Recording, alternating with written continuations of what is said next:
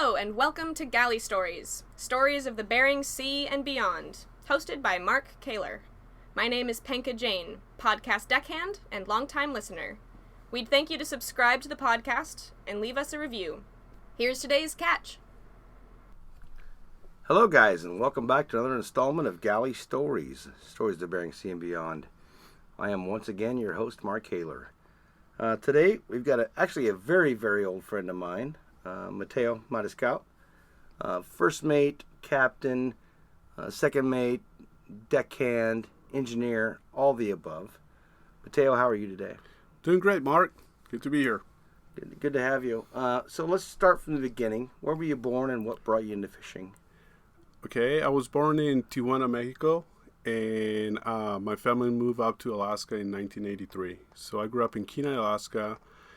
After high school, there were, a few choices for good jobs. Yeah, college was one of the choices, but I didn't have the money, so it was either fishing or oil field work. Most of my family went into the oil field. I decided to go fishing, so that's how I started. How old were you when your family moved to Kenai? 10 years old. So 10 to finish high school there? Finished high school in 1989, and I moved to Kodiak, Alaska 3 days after graduation. And then I started working at a net shop for about a year. People tried to get me to go fishing. I was scared. I didn't know anything about it. Finally, a friend of mine that I went to school with, Mark Deshawn, he ended up in Kodiak, and he started fishing. So he came and offered me a job multiple times. Finally, I decided to go fishing. And I've been fishing ever since. So raised in Kenai and scared to go fishing. Yes. A lot of people around Kenai, that's their lifeblood is fishing. Yeah, fishing in the river, that's what it was. But when I moved to Kodiak, it was fishing out in the ocean. So At that point, it was either long lining, dragging, trolling, or crabbing. So I started on a little tiny boat, Excalibur. It's a 65-foot boat out of Oregon. And back then, we used to do joint ventures. How did we go from Kodiak to Oregon? Well, that's where the boat was from. Oh, okay. Yeah, so you started in Kodiak. I started in Kodiak, and I fished around Kodiak. And then I went out to do the last of the joint ventures with Russians, Koreans, and all those fleets. And then came back to Kodiak and fished on that boat for the summer. And then I switched over to the Dawn. I fished on the Dawn for a while. And then my captain back then, Mark, he came down to Seattle and started running a small catcher processor for deep sea. So he called me up, and I came down and did that. I came down to Seattle and started on the catcher processors. I didn't like that very much. What was your job on there?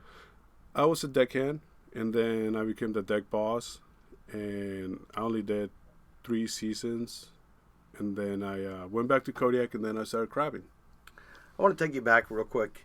You said you did nets because you were scared to go out. Yes. What was in your mind that you were scared about? I mean, we know it's a dangerous industry, but I had never been out to sea. I had been on boats on the harbor and stuff like that, but I've never actually left the dock. And it was a new fishery to me. I knew about the salmon fishery because through high school I worked at the cannery in Kodiak processing salmon, but I'd never left the dock. So how'd you get that first job? My friend Mark was fishing on that boat, and it was kind of like a dare. So I went out with him, and I was so sick the first time, puking sick, for 3 days. And at the end of the trip, the captain called me up to the wheelhouse, and he said, "Hey, you did okay? You sure you want to come out? You've been sick the whole time." And I wasn't going to let my buddy, laugh at me. So I said, "Yeah, I'll come out." And, it's more like a dare, and I kept on fishing. So that's how I started fishing. How was that first experience? Pretty scary. Real scary. And, it was a small boat. It was only 3 of us and the captain. And, Jim Howard, Good old Jim Howard. Jim Howard from the Dominator. From the Dominator. He was a deckhand, and then he quit that boat, and I think that's when he moved to the Dominator, and I stayed on the Excalibur and finished the season, and then another season, and yeah. So I worked with Jim Howard my first time out to sea. Yeah, going back to Craig Jensen's episode, he told a pretty good story about Jim.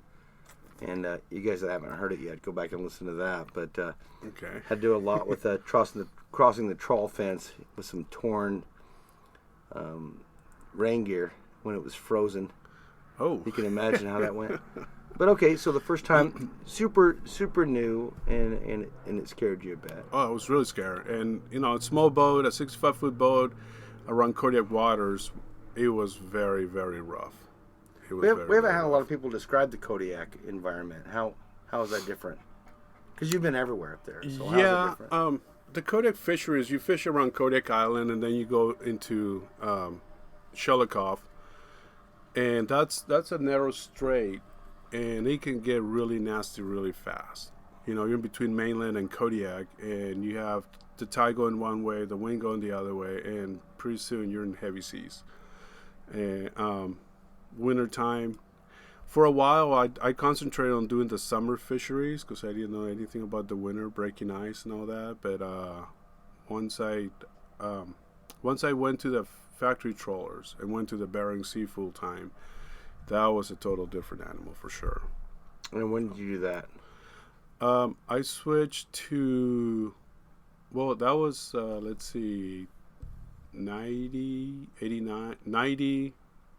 92 was when I went to the Bering Sea and worked on one of the Trident boats, a Pacific Viking for cod. Brian Fujimoto introduced me to him, and he's pretty much threw my name in the hat, and they called me. Who was running that boat then? The Pacific Viking, Roy Olson. Roy Olson. Well, Roy was the first mate, right? Back then, Roy was the engineer. He was a crabber who came over to the troll fleet. So it was Plager running it.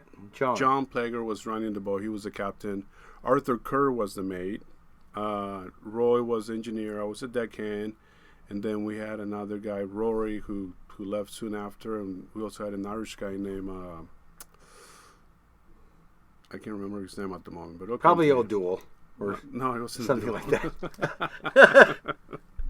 Ronan. His name was Ronan. His name was Ronan from Ireland. He was a funny guy. So so I fished on that boat for 5 years. That's a great platform. Yeah, and then back then we were trying to. It was right before the quotas were ratified, so we were fishing the Pacific side around. We did some Kodiak trips, and we also did Sandpoint. And then we'll go over to Akitan and do the Akitan fishery. And then we'll come back to Sandpoint and do more fishery. And then for bee season, we will do tendering around there. Then we'll go to the Bristol Bay and then back to Sandpoint, Akitan. So our seasons were very long. We did 5.5 months, sometimes close to 6 months. And, people got burned out. I actually had to quit to get time off. So I quit the Pacific Viking. Let's hear that story. Yeah, I quit the Pacific Viking and came home, and then I talked to Jim McManus, and he didn't understand why John didn't let me come home. I had been out there long enough, and we had rotated crew. I was the only one who stayed for the whole thing. Being single and no attachments at home, no family to worry about, they kept me all the time.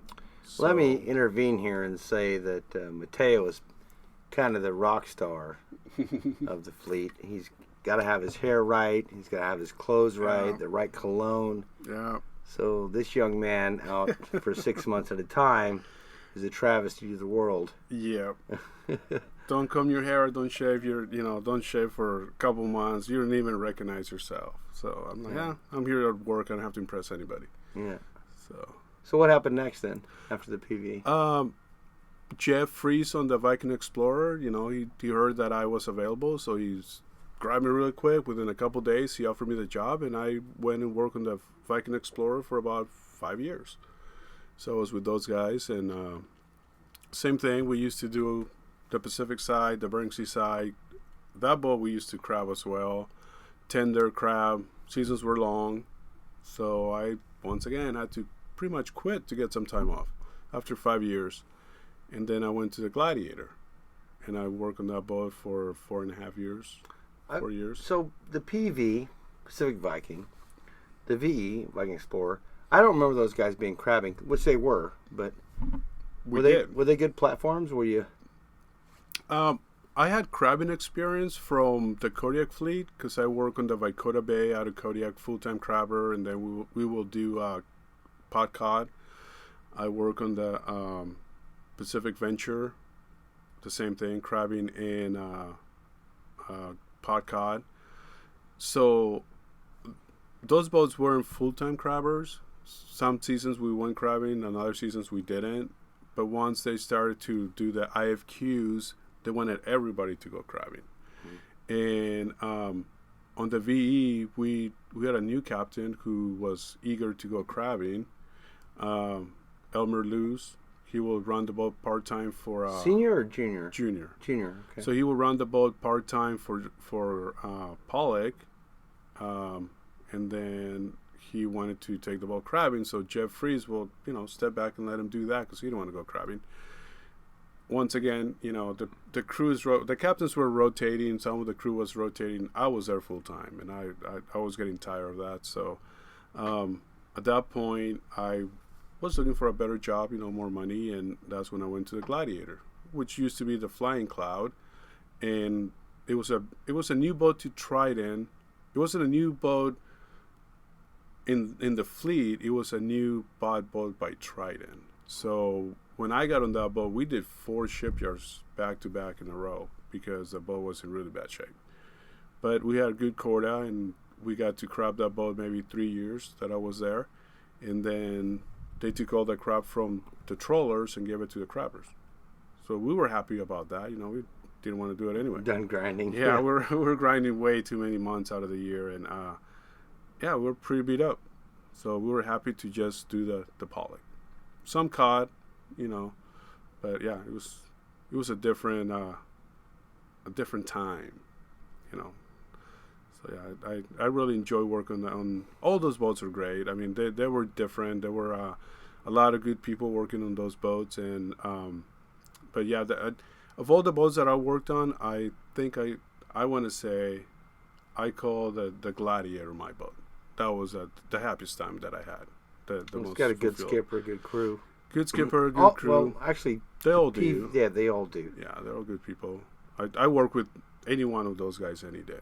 They were good to me, and I really appreciate learning from all those guys because I learned from all of them. Well, that's what happens, right? You're around somebody, and you just kind of start picking up. Yep. So, back when you first started, you were scared to go out. But do you remember the first time you were really scared being out there? Yes, actually, when I came to Seattle, I was scared on the smaller boats because we get beat up differently. We all get beat up out there, but the smaller boats were scarier. But when I came down to Seattle and I was on the Pacific trawler for deep sea, we were taking the boat up to. How big was she for? She was, I want to say, 185. Big Somewhere around boat. there. So Yep. it was a small processor. It was a head and gut boat. So it was a small processor, but a big boat. It was like the biggest boat I've been on since I started fishing. And we were going across Unimac Pass, and it was one of the roughest crossings I've ever had. Never mind leaving Seattle all the way across, but once we got to Unimac Pass, it was one of the scariest crossings I had. I happened to have a couple of greenhorns out on deck, and they didn't secure the deck properly, and we have 55-gallon barrels of oil washing back and forth on deck, and I had to go out there and secure all this stuff. When you're getting beat up like that, it was one of the scariest moments of my life. I really thought we were gonna get into some serious trouble, but I do remember this though. We got into Dutch Harbor, and after everything was said and done, I mean, it took me, even after we tied up, it took me hours to get everything straightened out.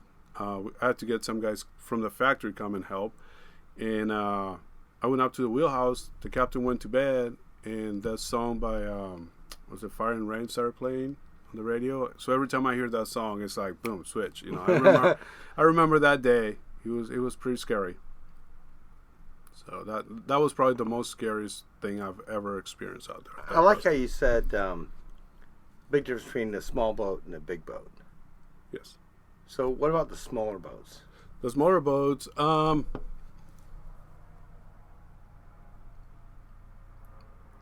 we just got beat up quite a bit, but I don't think I had a scary time on those boats, on the little boats. So when you say beat up, you're just talking weather, just getting knocked Weather around, and get knocked around, you know, and but things not a break, panic moment. but not a panic moment. That time on the Pacific trawler was a panic moment. So a big boat, stuff sliding on deck. Yes. That's the one. That's the one, because, you know, there's 2 feet of water out on deck, and here's 55-gallon drums washing around and across, and there's bundles of web, and who knows what else we broke. You know, we didn't get a real assessment as to how bad it was till the next day. And at that point, there was some hydraulic pipe that had broken, you know, with somebody throwing the hydraulics and oil everywhere. So at that point, you know, since I had some greenhorns on deck, and I asked him to go and close a hatch, I learned something that time, that, you know, if you ask somebody to go and close a hatch, you have to go and double check it. Show them. And I expect them to do the same for me. It's nothing personal, but if I say do this, I want to make sure it gets done. And I expect them to do the same. The Pacific Viking had a picture on in the galley that said, in God we trust, everything else we check. So once I left that fleet, the smaller boats, and I went to the Trident boats, you know, that stuck with me, that I will go and check everything. You know, you learn to trust your guys, but it's not an insult to go and check their work. You know, I expect them to do it for me too. So yeah, that was a big difference there. Everybody can fuck up. Oh yeah, everybody can have a bad day.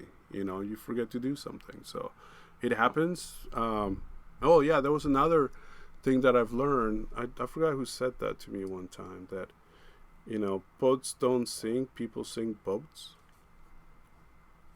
So it's usually, if you leave them tied up on the dock, they're probably not going to sink. No, but it's usually human error why a boat goes down. You know, it's one way or another. It's going to be human error, because a boat is not going to sink on its own. And it's became a lot less recently than it used to be, which is because of safety. That's one of the things. I mean, back in the days, you know, we never saw the Coast Guard. It was we knew it was there, but nowadays, because of the restrictions and the new requirements, the new laws, I mean, 25 years ago, people didn't have to go and do schooling, you know, like be prepared. If you walked the dock and you asked for a job and somebody needed a deckhand, you have the job. You know, you were not required to go and do a safety class or learn CPR, first aid, firefighting, and all that. So now with the new regulations, yes, people are working safer, and we have so much new technology. You know, back then we had to use cable. Nowadays we have Spectra, probably the best thing that ever happened to us. Spectra, by the way, guys, is like almost like a cloth material. Yes. And cable is a steel material. And they are so different. So different. And Spectra, I mean, if I remember correctly, it's 1.5 diameter stronger than cable. So if you have a 1-inch cable and you have a 1-inch Spectra, the Spectra is about 1.5 inches strength of cable. So yeah, that's it. And then it'll pull 1.5 times the weight. The more you use it, the stronger it gets. It gets angry. Yeah. So it gets fierce. It's easier to work with. You know, a guy can grab a hook and run with it, versus before it'll take 3 of us to pull a cable. So it's you can grab Spectra and coil it. Yes. You cannot grab cable and coil it. You can coil it, but it takes some. Not in the same muscle. diameter. Right. It's a world of difference for sure. Yeah, and it's amazing how it's come that far. Yeah, it's amazing. So where do you see yourself in 5 years? I've been trying to get my own boat for the last 5 years. I got my license. I went to school thanks to BNN. I had an injury, and while I was down, they helped me go through school. So I got my captain's license and my mate license, and I've been trying to get my own boat to run. But it's unlucky for me. There's a lot of good guys who are captain material. They have the experience, they have the know-how, and every boat's got 3 or 4 guys who just waiting to get there, waiting to get the captain's chair. So competition is fierce, and I keep trying. Just gonna keep on doing what I'm doing and get a bigger license, and maybe another door might open up for me. Explain the license process. License process. Okay, so for you, for me, I had over 20 plus years experience. So you collect your sea days. And I was on the smaller boats that were not required to have licenses. I was only able to get a 100-ton master's license and 1,200 maids of fishing. So it's a two-way process. If you have big tonnage with enough days, you can get a certain rating, a certain license. Let's say 500 tons, right? If you have the same amount of time on a boat that is 100-ton rating, you can only get up to 100. So it varies. You can have big tonnage, fewer days, and get a big license. Or you can have a lot of days, small tonnage, and get maybe the same license. I had all the experience all the time, but I didn't have the tonnage. So my license was pretty small. It's pretty small. I only have a 200 masters right now. I have big tonnage on the mate side. I think I go up to like 3,000 now. But I need to go to... what you have to do is, we don't have to go to school. A lot of people go through the academy. We have the time served. We have the experience. So all we do when we go to school, they prepare us to take the test. And once you do that, you can go and take the test at the Coast Guard.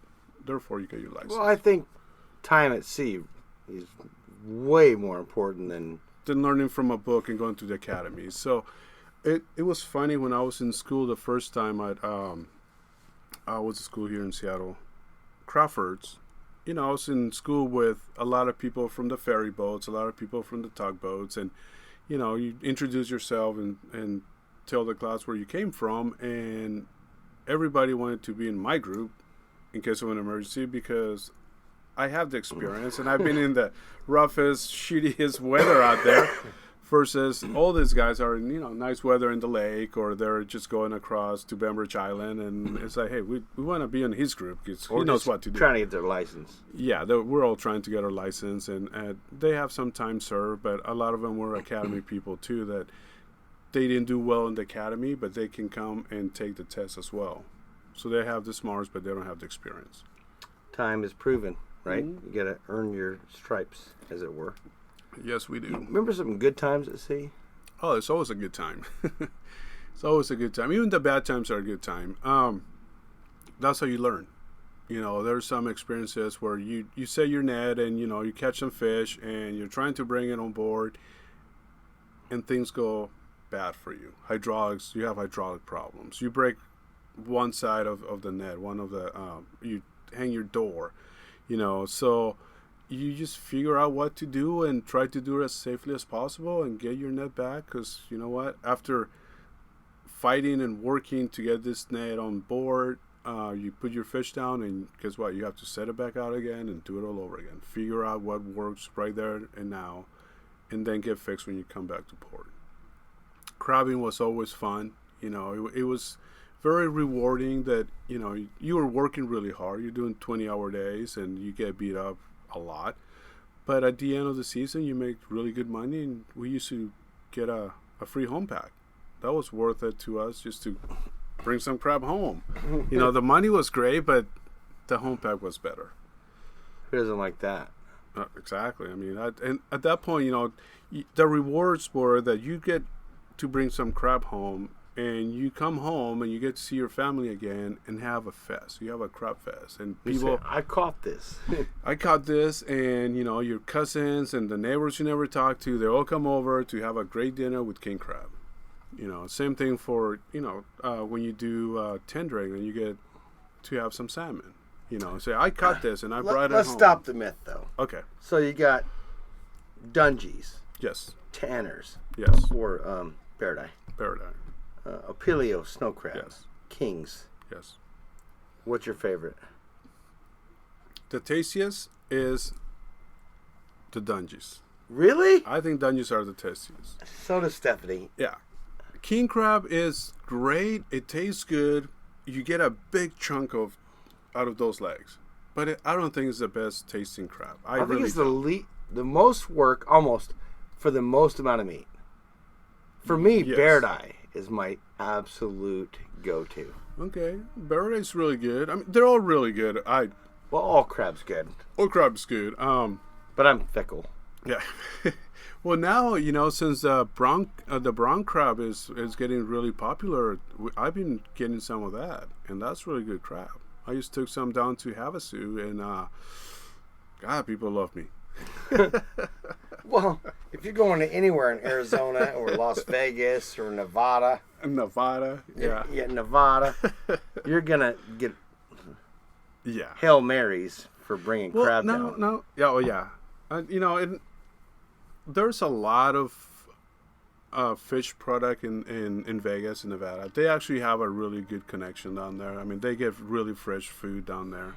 But when you take it down to Havasu for people that you've known for years, and they all know me as a fisherman, and then I actually bring them some, and that's extra special for them and for me, because they have never had. Yeah, they go to a restaurant and have, order some fish and chips or whatever. But it's not the same when somebody actually brings it to you, and I caught it. It says here, I got this. This is what I do. So yeah, it's extra special. What would you say to young guys trying to think about getting in here now? I think it's girls. Or girls. Yeah, actually, there's a lot of girls coming up the pipeline, especially on the factory trawlers. The Pacific Storm. I think they have like 2 girls on the deck crew, and they're tough. They're really tough. There are tenders in the bay that are all women. These girls are tough, and hey, they can do it just as well as we can. I think it's a good profession, and I'm saying profession because what we do it's a profession. Fishing is not for everybody, and through the years, my experience, and this is what I tell my guys, my deckhands, or if I'm the mate, whoever's working under me, 80% of the battle of fishing, of being out to sea, is wanting to be there. If you don't want to be there, if you have something going on at home, you need to go home, go and do that. But if you really want to be there, it's a really good profession. You have a lot of time off. You make really good money, so you don't have to work when you're home. And we actually do need all these guys to come up, because we're all getting older and we don't have anybody that we can teach. I see gray hair on you. Oh yeah, Mateo. I know, right? And I have not seen that. Yeah, it's well, I'm not a young. I figured you'd be a dyer. I figured you'd dye your hair. No, I'm allergic. I'm allergic to dye. Seriously, I'm allergic to dye. Now, guys, we're going back 15 years here, where he's always the cleanest one in the club. He's got his shirt on right. It's pressed. It's probably even got, what do you call it? The starch. Starch on it. See? Oh, yeah. He knows. The best jewelry. He's the player of the group. I treated myself all through the years because I work really hard. Therefore, I truly have earned all those things, and I like to treat myself. Going back to the youngins coming up, if it's a really good profession, and if you want to do it, come and do it. There's a lot of good guys that can teach you how the right way.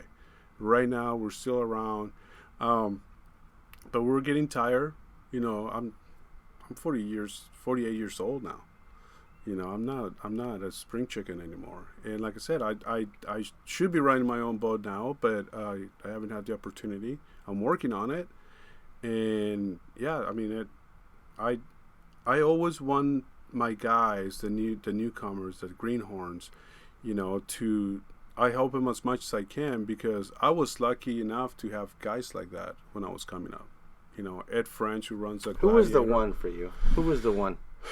The one that, there's been several guys that I really look up to. One of the guys that I really, really appreciate and learn a lot from. I asked you for the one. The one. I can just Can't pick one. I can pick one. All right, give me three. Give you three, okay. Ed French has been a really good friend, and I've learned so much from Ed. I mean, the guy is just a fountain of knowledge. I respect Eddie, and any problem I have ever had, I can just call him. Even though we're not in the same boat anymore, I can always call him and ask him anything. And you guys can look up Eddie's episode. He recorded here. Eddie's awesome. I have also always had a lot of respect for this particular captain, Denny Clark. It's been awesome. He's always, when I first met Danny, and I learned something about some captains from Danny, and Danny was different. He actually, when he offered me the job, he didn't ask me to come and work for him. He says, come and work with me. Oh. So that right there set a whole new standard for the captains of the future for me. And then another great guy that I will work with this guy any day. If he needs me, I'll quit my job and go and work for him. Norman Bacon. Norman Bacon. That guy is amazing. Aldebaran. He cannot work his whole crew by himself. Norman is. He's the only captain you see walk up in shipyard, and not that captains don't work, because they do, but he's the one that you think is the engineer. Dirtiest. You think he's the engineer or a labor-ready guy, because he gets so dirty. But he knows his boat inside and out. Norman is the boat. Norman is the Aldebaran. That guy is amazing. He outwork anybody. I had the opportunity to crowd with Norman. And we've been out 20 hours. Yeah, we're running gear. He's driving the boat. We, shut down the boat for a few hours. Norman will stay up in the wheelhouse and maybe kind of take a small nap, an hour maybe or two. And the rest of us, we're beat up, and we come on and say, hey, Norman, go to bed. I'll take it. He's like, no, you guys are working hard. We finish the season. We're running back to town. We're, want to do a rotation so everybody can get some sleep. Norman will send everybody to bed, and he will stay up. That guy's amazing. He's a machine. He sets the standards for captains. I mean, it's great. And he's so quiet about it. Yeah, and he's so easygoing. Jeff Fries was a great guy to work for. Lauren. I gave you three. Oh, well, like I said, there's a lot of them. Listen, there's a lot. I know 2 out of the 3 you mentioned, but Norman is an exception to every fucking rule. He is. Norman it's great. Norman has, he's an inspiration. I mean, I've always loved Norman. That guy he's great. Jeff Fries is gonna love the fact that you mentioned him, though. Oh, even though I cut him off, Jeff. Sorry. Jeff is awesome. Lauren, LP. He works on the B&N fleet. Yep. So, what are you doing now? Right now, I'm working for Global Seas. I'm on the Bering Defender. Big boat. Yeah, well, the Bering Defender is a sister ship to the Northern Patriot and the Sovereignty. It used to be the old third Doña Martita. Yeah. It was the Doña Martita. I forgot to mention Arthur Kerr. Arthur Kerr and I, we work on 3 different boats together, and I've learned a lot from Art. We had our differences once in a while. We love to hate each other and hate to love each other. That kind he hates you, Art. Hear that? I love Artie. Artie's awesome. I love Art. We had our really good times working with that guy too. Mateo, we're going to wrap it up. Okay. But before we do, yes, is there anything else you want to say? just glad to be back. I mean, I had an injury and I'm back. So I'm hopefully this time I get it right and I can get my own boat. I can run my own boat. I mean, I have the knowledge. I have the experience. I have everything it takes. I have the license. I just don't have a boat just yet. I'm sure you're going to find that. I'm sure I will. I love you, brother. I love you too, Mark. Thank you for having me. Hey, thanks for coming. All right, guys, another episode of Galley Stories in the books. Look us up, follow us Instagram, Facebook. I think our Twitter is pretty well dead. That bird's dead. Twitter, but they're horrible. I forget to update that. I'm like terrible at that. But thanks for listening to Galley Stories. We hope you like what the net brought in. Please leave us a review on iTunes, whether you like it or not. We're not fishing for compliments. Look us up on Facebook and Twitter too, and reach out to us at galleystories@gmail.com.